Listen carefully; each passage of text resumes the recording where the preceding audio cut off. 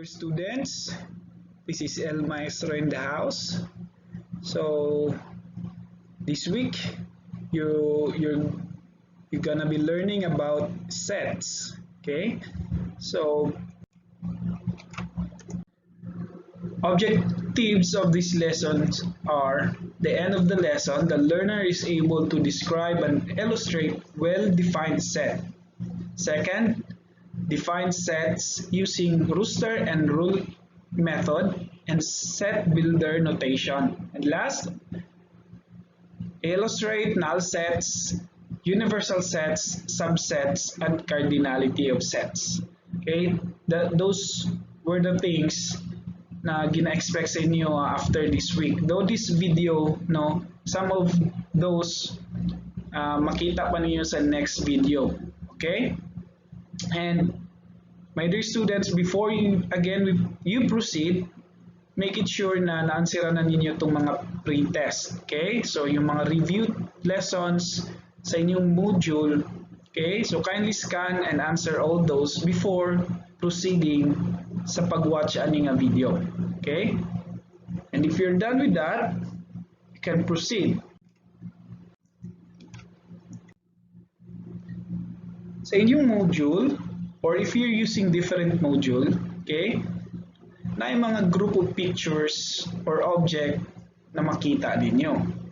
Sa module na akong gigamit, the objects are apple, bird, car, cup, shirt, strawberry, trophy, and mango. So we're going, before ta mag-adto sa atong lesson yun, we'll answer this activity first.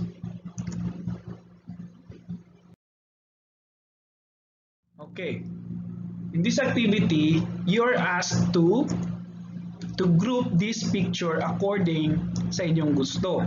Okay? Again, according sa inyong gusto. There will be no wrong answer here, class. Okay? So, depende na sa inyo kung saan nyo paggrupo. Let's say, for example, if ako ang maggrupo ani,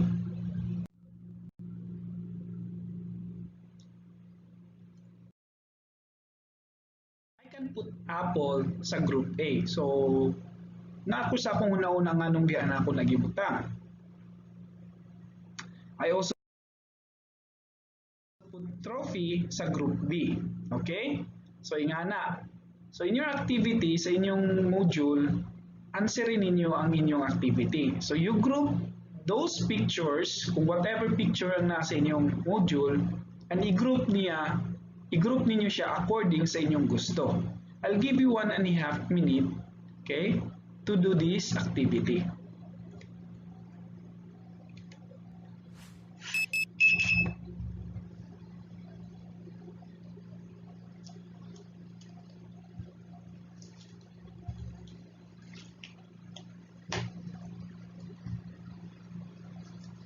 Again, class, wala siya yung maling answer.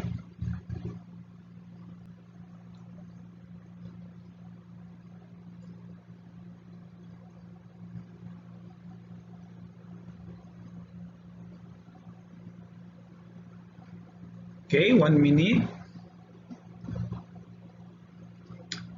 The prior pa na class, no, kung naka-answer na mo daan sa activity, okay, so mag-wait lang sa mo, no, kasi ang lesson yun naning module will be after this activity.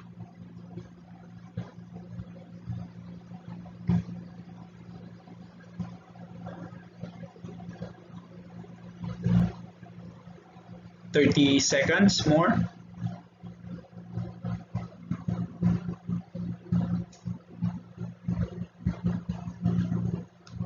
"20 seconds left."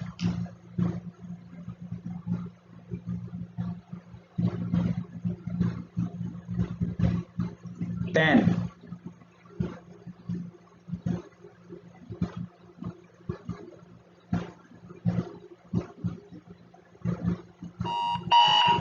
Okay, time is up. So I hope everyone is done before mo mag-proceed, no? I hope tanan nakatapos yun sa activity. So let's say for example class, ingani ang inyong pagkagrupo.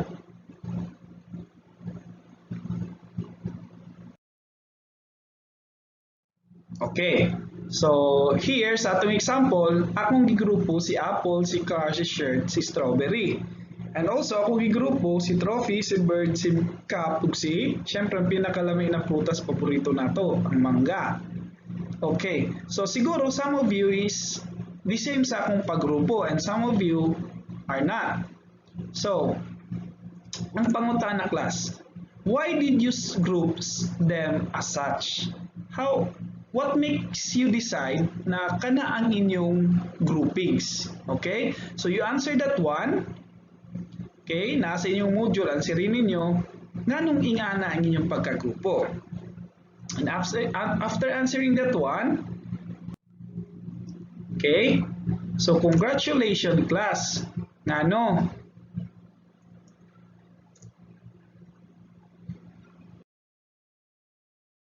Okay, congratulations!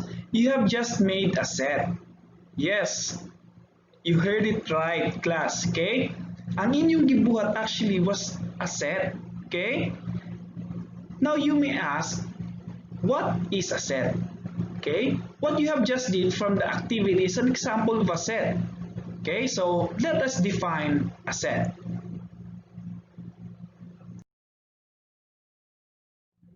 A set is a collection of well-defined objects.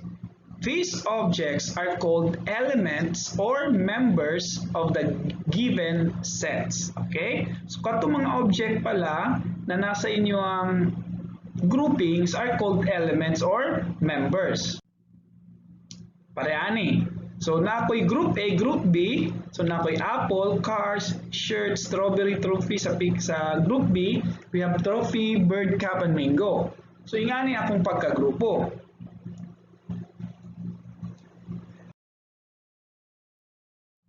Nganong ingating pagkagrupo? The reason why ingating pagkagrupo because all object na nasa akong group A are all red. No? Naka-decide ko kasi pareha sila red tanan. So meaning, from the definition, well-defined ang atong groupings. Nga naman, klaro man nga puro sila pula.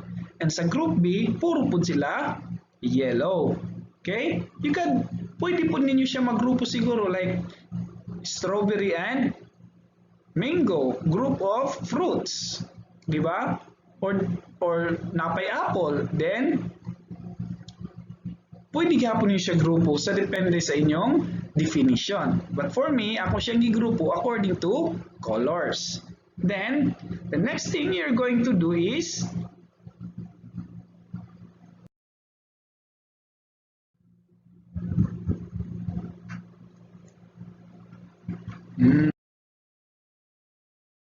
ilisan lang nimo tong group nimo.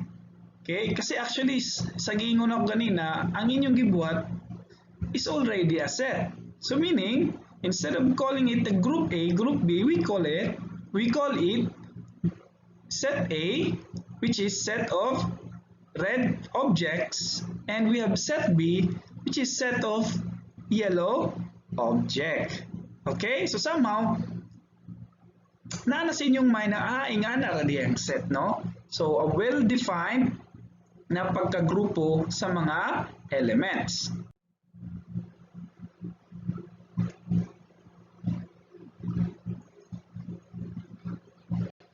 Okay, let's have an example. Okay, again, well-defined objects. So, another example, set of countries in Southeast Asia. Is it a well-defined set? Yes, well-defined siya nga naman. Klaro man nga Southeast Asia. So, what are the countries nga na Southeast Asia? So, we have Brunei, Cambodia, East Timor, we have Indonesia, Laos, Malaysia, Myanmar, Philippines, Singapore, Thailand, and last is the Vietnam. These are the kanisila class, these countries that belong to the Southeast Asia, Indonesia, Laos, Malaysia, Myanmar, Philippines, Singapore, Thailand, and Vietnam. These are your elements, okay? Or members of the given set. So nakuha na ninyo. So ang sulod diay sa imong set, they are called elements. Okay. Another example, set of first 5 Philippine president. So pag ingon nimo nga set daw sa mga unang 5 nga presidente sa Pilipinas, that is well defined. Nga naman, klaro man nga giingon nga first 5 nga presidente sa Pilipinas. So di na jud ka mo confuse ana unless wala ka kaila sa mga presidente sa Pilipinas. So what are the elements? Okay, we have President Emilio Aguinaldo, President Manuel Quezon, President Jose P. Laurel, and we have President Sergio Smenia Sr. and President Manuel Rojas. These presidents are the elements of the set of first 5 presidents in the Philippines. Nakuha na. Okay, so kani sila kanang nag-zoom in din na. Okay. These are the elements. Okay, how about if I will say set of honest students in your class? Is it a well-defined set, class? No. Ano man, kung may kag honest student, pwede, like for example, si Mario, honest para sa imuha, pero para sa ako, dili siya honest. So meaning, medyo ma-confuse na din na. Diba? So dili siya well-defined. Okay? Kung may kag set of cute students, is it a well-defined? No. Diba? Kay dili ba tanan, let's say for example, cute si Mario para kay Maria, pero dili siya cute para kay ano, let's say dili siya cute para kay Juliana. Okay? So dili siya klaro na pagka-define. Okay? So when we say set, dapat clear siya para ganina. Southeast Asia, klaro no, mga countries. First 5 Philippine president, klaro. So kung magamit tag students, unsang klaseng set ang atong buhaton para well-defined siya. Pwede nga ni. Set of grade 7 students. Is it a well-defined? Yes, nga naman. So meaning, tanang grade 7 na students. Okay? Pwede pa rin siya set of grade 7 students sa Madapo Annex or Madapo Campus. Pwede. So well-defined siya. So when you say set of grade 7 student, tanang grade 7 na students. So that's how we do or mag-identify if a certain or a given objects are well-defined set siya or dili. Nakuha. I hope nakuha ninyo siya, class, no? Yes, okay, that is a set. So let's have an example of sets in mathematics. So let's use numbers na this time. Set of natural numbers. Do you still remember, class, what are those, no? O unsa ang mga natural numbers? Okay, natay n represent natural number, which is we have 1, 2, 3, 4, 5, and so on and so forth. Okay? We have 1, 2, 3, 4, 5. Unsa ni sila, class? These are your elements. Okay? Sa natural numbers. When we say set of whole numbers, okay, whole numbers, mag-start siya sa 0. So 0, 1, 2, 3, 4, 5. And all these nga naa sa sulod sa imong set, they are the elements sa whole numbers. We have also set of integers. When we say set of integers, tanang negative and positive numbers. Okay. So, kaning gicirclean, mao ni siyang mga elements. So, we have negative 2, negative 3, negative 5, negative 10, 20. So, all those are integers. Class, if mapansin ninyo, naa siya'y, di ba, makita niyo mo tuldok, tulokabok dots. Ang tawagan na is ellipsis. Okay? Ginabutang na siya, class, if ang atong set is daghan kaayo. Kasi when we say set of natural numbers, daghan kaayo na. When we say set of whole numbers, daghan kayo na. bisag magpalit kag 5 ka kartulina, dili ani mo mahurot og sulat sa kartulina. And these kind of sets are called, or this set is called infinite set. When say infinite, walay katapusan. So mao nang kanang dot dot dot pasabutan na continuous. Okay, padayon na siya 6, 7, 8, 9, 10, 11, 12 hantod sa hantod, no? Sa atong integer sab naatap both sides, di ba? Natay -3, di ba? Na may -4, -5. So instead of writing all those, no, now it takes really na hurot ang imong oras, imong papel, butangan lang nimong tulo ka dot. Pasabutan na nagpadayon na siya, naa pa na isumpay. And syempre, katong atong example ganina, set of 5 president. Klaro man to 5 ra to ka presidente. Then ang set of countries in Southeast Asia, klaro man punto nga pipila to ka countries. And this set is finite set, meaning eksakto, klaro siya, wala na dili siya nga nakadaghan. Okay? So these are kalainan nila. Again, katong tulo ka dots, tawagan na is ellipsis. Okay? Okay, class, let's continue. In mathematics, there are certain symbols that denote something. Okay? In order for us to write that, or in order for us to write that 4 is an element of the set 1, 2, 3, 4, 5, we use the symbol. Okay, murag ino na capital letter na mura siyang sudlay or unsa. So, gamito nato na siya symbol, and that is read as is an element of. Okay, pag makita mo na okay, that is an element of. So, para isulat nato na si 4 daw is an element of set 1, 2, 3, 4, 5, we use this symbol. Okay, para mas klaro, let's have this example, set of a body parts. Okay, natay body. So, unsa mga parts nga nasa body? So, we have head, we have hand, we have feet, we have shoulder, and everything. Okay?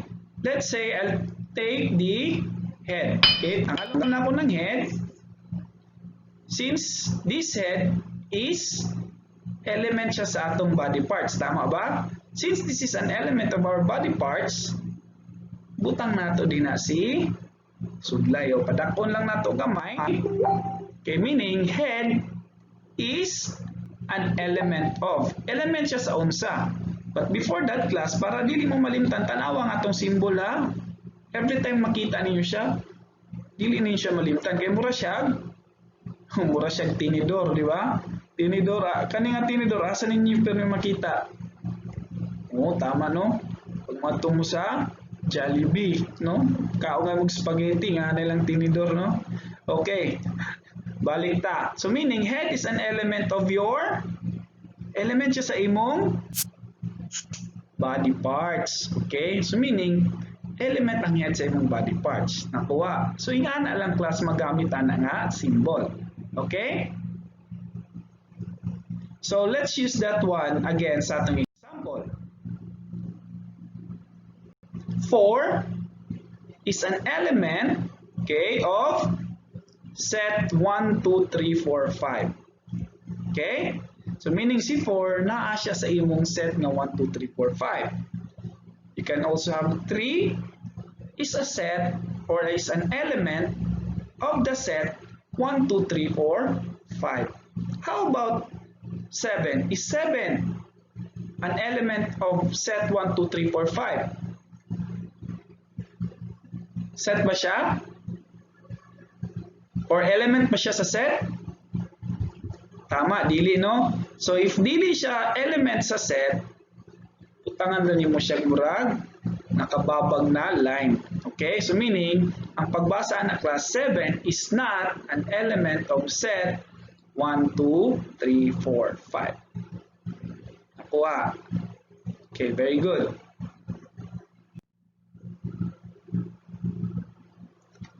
So, sa inyong module class, na-set notation din na. Okay, so we'll be learning especially on sa akong pagsulat, sa akong pagbasa sa mga set. So, we will now discuss how to write sets. Traditionally, we use uppercase letter to denote sets like A, B, C, D, N, W, and Z. So, mapansin niyo sa atong mga example ganina, no? Katong natural numbers, ang gigamit is capital N. Whole numbers, ang gigamit is capital W. Okay? So, mo nang pag-denote sa set. You use capital letter. Lower letters such as A, B, C, D, and E are used to denote elements of the set. So, kung elements na pud ka, ang gamiton nimo lower cases. Kung letters, pero kung numbers, wala problema. Okay? And we also use braces in listing the elements of a set and commas to separate them. Kita niyo ganina? At example, na 1, 2, 3, 4, 5, nakakama, nakaseparate siya by comma. Okay, example this one. So, nakay A, tanawang A nimo class. Naka uppercase or naka caps. So, paano siya basahon? This is read as A is a set with elements 1, 2, 3, 4, 5. Okay? Nga na siya. Next, you have tanawang class. Kung sinapansin niyo, ang elements niya is letters. Since letters yung elements, nigamit siya lower cases. Okay? Para i-denote ang elements. This is read as okay. B is a set with elements E, F, and G. Also, C with elements L, M, and N, X, and Y. Okay, there are three ways, class, you can describe a set. Okay, first is you have verbal description or rule method. Okay, verbal description meaning, kung mao ni mong maestro, si ma'am, tanang gipangyaw-yaw ni ma'am or ni sir, mauna na siya. Let's say for example, may ko, set A is a set of natural numbers less than 7. Sa pagyaw-yaw pa lang nako, na-describe na nako ang set. So there's no need para isulat nako siya. Diba? So by stating, pagsulti nako, okay, in that sense, na-describe na nako ang set. Okay? So first method, sa pag-describe sa set is what we call verbal description or rule method. Nakuha. So, pag misturya ka, okay. Let's say for example, number 2, you read number 2. You read number 3. And you read number 4. So, by that, sa pagbasa pa lang nimo class, you are simply describing na a set. Okay? So, yan na siyang first. Second is we have roster method or listing method. Actually, class, when describing set using this method, you need to list each element of a set inside a symbol na close and open brackets. Okay? Or parentheses. Kung ano ninyo napansin, note that the order of the elements and repetition of elements are immaterial, meaning elements can be written only once in any order. Nakuha? So let's say for example, itong atong ano ganina, by listing, let's say N, that is your element N. Ano yung pansin ninyo? Nakakapital. Unsang next? Katong ganina. Okay, equal. Then, ingon niyan, nakasulod daw siya sa symbol na okay, kanang brackets nimo, no? Okay, so isulat ra pud nimo na din, ha? Okay. So, unsay nakita ninyo, class? Actually, class, katong atong gibuhat ganina, mao na to siya. Okay, roster method na to siya or listing method. Okay, igo ra nimo gilista. N is equal to, then sulat nimo mga elements, ibutang nimo sa bracket, then that is roster method. Mao na to siya. Okay? And these are some of those. If nakalimot mo, mao ni sila, di ba? Tanawa sa inyong module or if you're using different module, kanang mga ingana nga naong, actually that is roster method. Okay? Okay. And the third one is the set builder notation. When writing set using this method, you need to list the rules that determine whether an object is an element of the set or not. Again, naay rules na i-determine mo whether ang isa ka element part ba siya sa imong set or dili. So set builder notation is in the form of ingana. Okay? So inganang form, pag makita kag ana class, that is set builder notation. Paano na siya basahon? Okay, first is, okay, you read as, syempre, yun sa'yo pinakauna, may gag A. A, what's next? So, isunod sa A, is equal to. Unsang sunod? Kana, imong braces or brackets, no? So, unsay pagbasa ana? The set of. Okay, the set of ang pagbasa ana, no? Next, you have all element of X or all elements of X. Okay? So, tanang elements, katong mga elements sa imong set, gi-represent ni X. Okay? Sir, X yun na siya di apirme.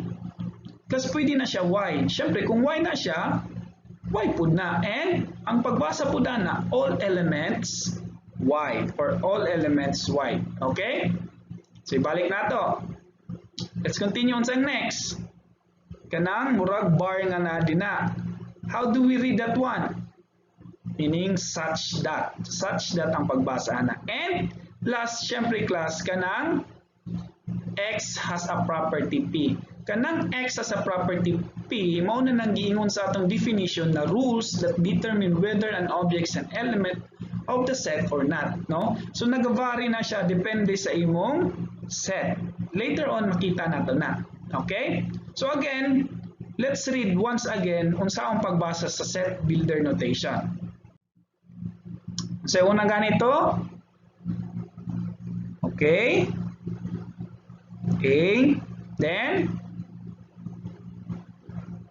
is equal to, very good. Okay, braces or brackets unsa na? Kanang duha? Okay, very good. Set of unsang next? All element X or Y or Z, depende kung unsa ang imong gigamit ha. Next is yung bar, such that, then yung condition has a property P. Okay, nalimtan na ako ang X, no? X has a property P. So yung ana magsulat or magbasa sa set builder notation. Uy, sorry, double T akong notation or wrong spelling. Okay, so next, let's try using set builder notation class. Magbuhat ta. Okay class, let's take this an example. So we will write this set into a set builder notation. Okay, so you have that example. Set A is equal to the elements of 1, 2, 3, 4, 5, 6, 7. Okay, so saan siya pagsulat? First is, since that is represented by a capital letter A, sulat kag capital letter A. Unsa gayang next? Katong atong na discuss ganina. Okay, very good. Equal. After the equal is yung brackets niya, no, which is read as the set of. Okay, next is Y. This Y, okay, it could sama sa atong na-discuss ganina, pwede na siya X, Y, Z.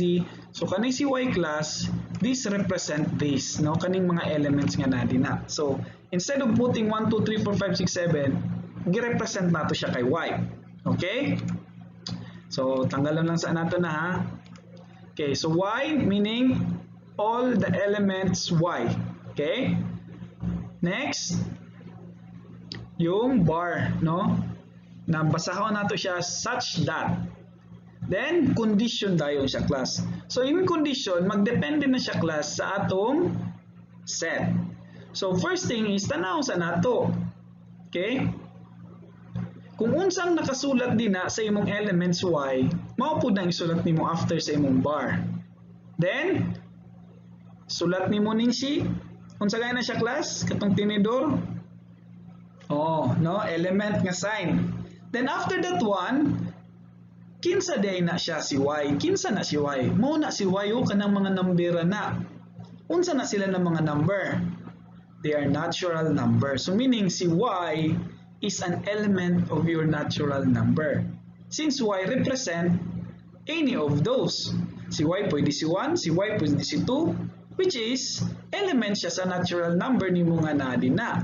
But the problem is, kung mo yung tag-natural number, daghan kaayo na. Mag-start na sa 1 hantod, pila ka billion, infinite, way katapusan. So mamali ta. Kaya nga naman, dili na siya well-defined. Kaya nga atong example din na is up to 7 lang. Pero nga atong gibutan diri, natural numbers, tanan. So that one, butangan pa nato siya condition. That your element Y that represent your element sa set is less than 8. Diba? So what are those numbers na less than sa 8? Very good. Mo na siyang naa sa atong elements sa set. 1, 2, 3, 4, 5, 6, 7. So nakuha na. So sama sa inyo ng ganyan class, no? Depende yun na ang inyong condition sa given na set. Okay? So pwede ra pud na ninyo siya isulat as n, no? Kay taas ra pud kayo class na kuan natural numbers. So pwede ra siya i-represent sa n. Okay? Another example. C is equal to the elements of your brother or the letters sa imong brother nga word. So sulat nato siya C is equal to brackets. So this time akong gigamit X, no? So pwede gyapon Y, pwede gyapon Z. Okay? Such that bar copy nimo kung unsa to, tinunsa ang condition, unsa day ni siya, si brother, unsa na siya. Elements of, unsa na siya, the word brother. Okay, so meaning, pwede na siya nga na class, nga naman, wala naman tayo condition, kay kanang the word brother pa lang, defined na siya, nga naman. Okay? Unsa day ang naa sa imong word na brother? B-R-O-T-H-E-R. So, mao na sila ang mga elements. So, okay na siya. Okay? Next. D is equal to 9, 10, 11, 12. Class, na dot, na ellipsis, no? Diba? Pag 3 dots, ellipsis, na ellipsis. Meaning, continuous siya. 13, 14, 15. So, unsaon natin siya pagsulat. Okay, let's do this. D is equal to the set of all element X such that X is an element N or natural numbers, di ba? N natural numbers. Class, kung i-close nato siya, tama ba? Hindi yapon yan naman. Kung may natural numbers, dapat mag-start sa 1 to infinite. Diha, nagsugod siya og 9. So meaning, ang atong mga elements dapat mag-start lang sa 9. So kung ato dayon siyang i-close, mali siya. So atong buhaton,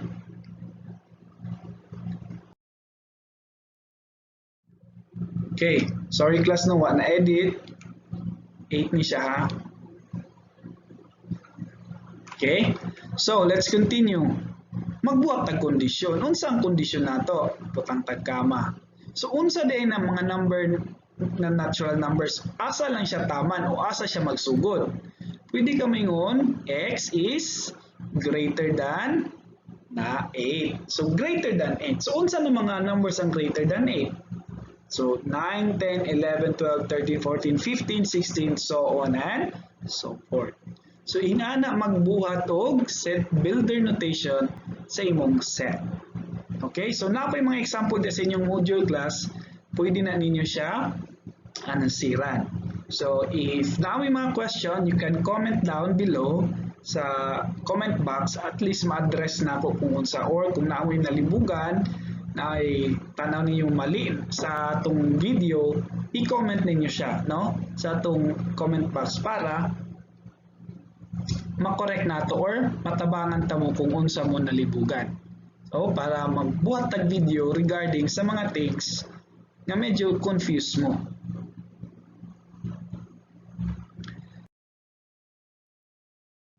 Okay? Basig nalimtan lang ninyo ganina class no.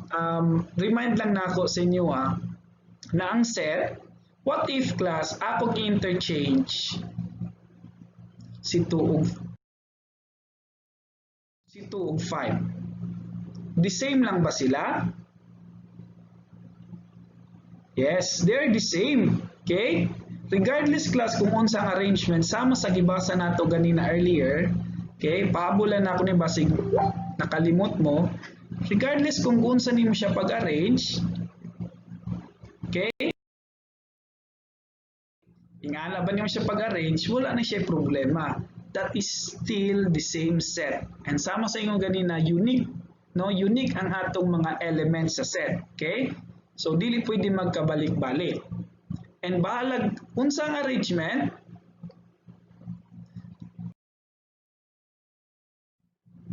okay, order of element does not matter. Pero syempre class, mas nindot yun siya kung plus ta. Kung numbers, pwede nimo siya ascending order, pwede siya descending order.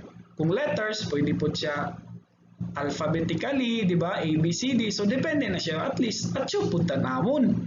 Okay? Ayaw nang kalat kayo. Kaya kung yun na nimo si 2, tapos si 7, pagtanaw pala nimo, unsa na siya nga set. So medyo confusing sa. Okay? So, ang inyong buhaton, i-arrange yun na niyo siya. Though, dili siya mag-matter, pero mas nindot gyapon kung han-ay o plus star. Okay? So, I hope class, daghan mong nasabtan or natabangan ta mo sa inyong module.